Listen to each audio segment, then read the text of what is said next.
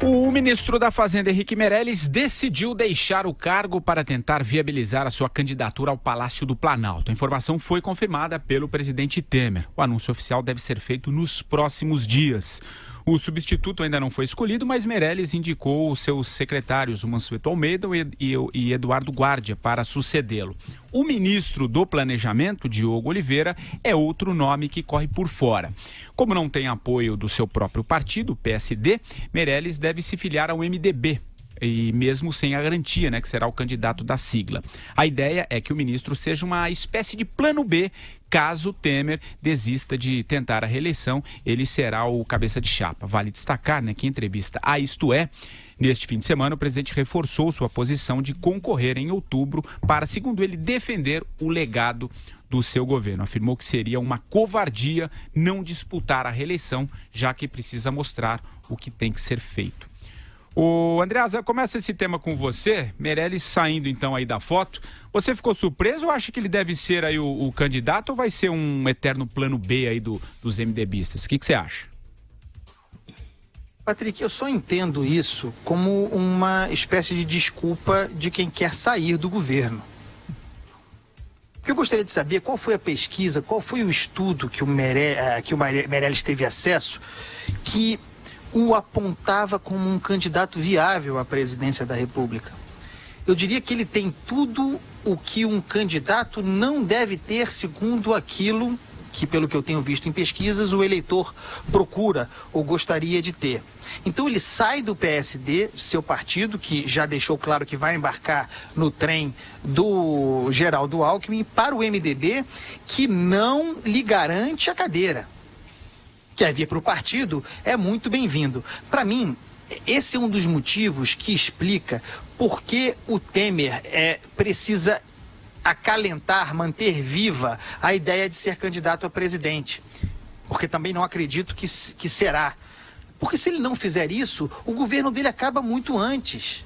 Vocês vejam que com ele, Temer, dizendo que vai ser candidato, que será covardia não se lançar, que cogita a ideia de se lançar, mobilizando inclusive o Planalto para isso, ainda assim, os ministros de sua confiança estão deixando o governo, Meirelles é um caso clássico, para cogitar uma candidatura presidencial.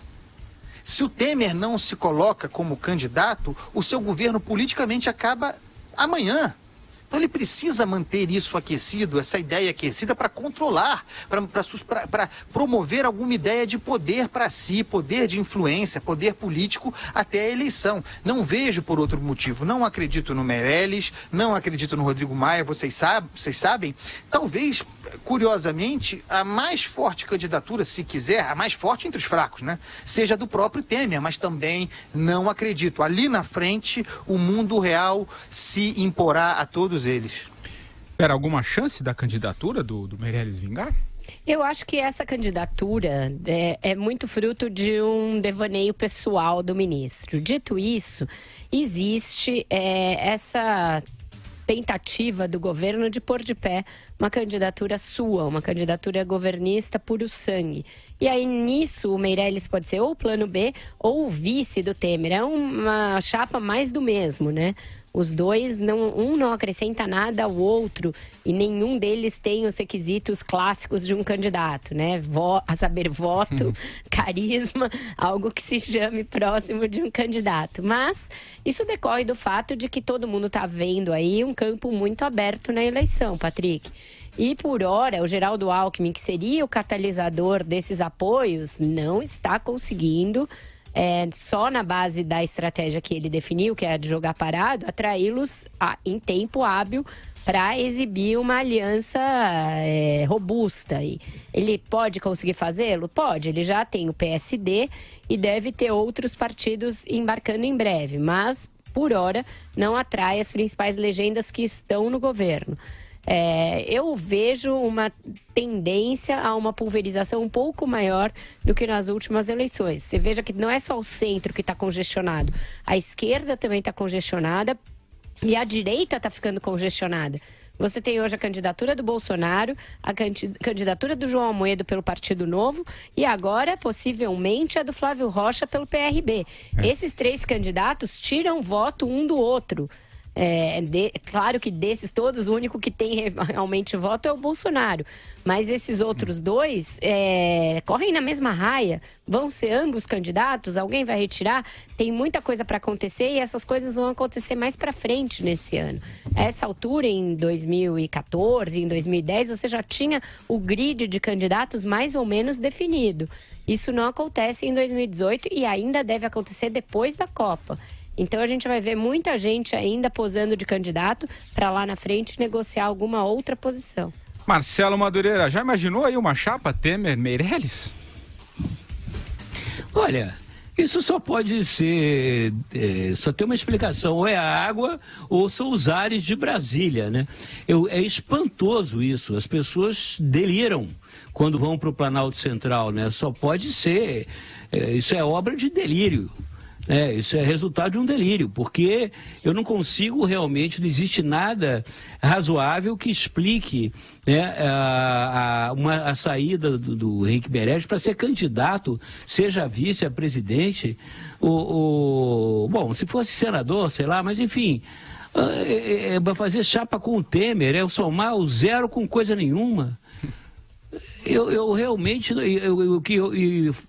corroborando o que a Vera falou, existe uma inflação de candidatos. As pessoas parecem que não têm noção do que está acontecendo no Brasil. Porque o que é mais curioso é que são todos assim candidatos sem plataforma, sem proposta.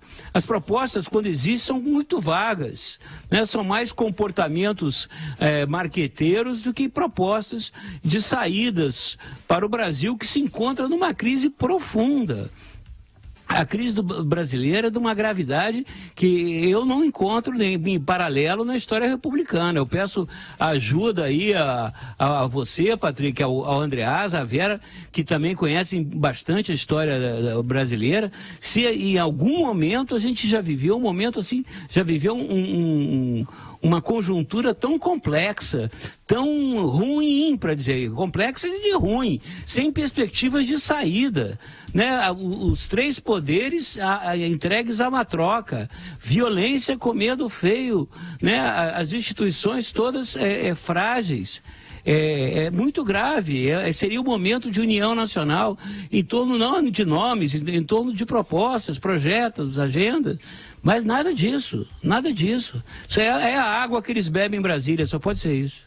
É um momento delicado mesmo. Fala, velho. Quanto a essa disputa na Fazenda, são dois principais assessores do Meirelles contra alguém que o Romero Jucá quer incubar lá dentro, que vem a ser o Diogo Oliveira, atual ministro do Planejamento, que por sua vez, Patrick, é um remanescente da era Dilma Rousseff. Então você teria a volta, de alguma maneira, da tal nova matriz econômica ao comando da Fazenda. Por isso eu acho que é pouco provável que o Diogo Oliveira, apesar de ter ali as bênçãos do MDB, vá parar na Fazenda, porque é uma sinalização ruim para o mercado. O Meirelles sair já mostra um governo meio em fim de feira ali. Ser substituído por alguém remanescente da equipe da Dilma Rousseff, aí eu acho que é uma sinalização ruim para o mercado. Oi, Andreasa, vai lá para a gente ir para a nossa parada. Claro, é que a Vera falou sobre o Flávio Rocha, e é importante dizer o seguinte: o Flávio teve um encontro com o Michel Temer sobre eleição presidencial em 17 de dezembro do ano passado. Desde então, ele tem conversado frequentemente, por exemplo, com Moreira Franco. Vem do Planalto, do grupo palaciano, um estímulo a que se teste essa candidatura. Daí porque a filiação ao PRB, digamos, numa linha auxiliar, mas é um dos testes que o governo vai fazer. O discurso do Flávio, liberal, sólido nesse sentido, a isso tem se somado crescentemente uma defesa do legado do governo Temer. É bom perceber isso, porque essa é uma candidatura estimulada para o Planalto. O governo diz que quer ter um candidato. Pode ser próprio, pode ser outro. Então a gente tem que avaliar bem, entender bem, compreender bem o que está rolando aí.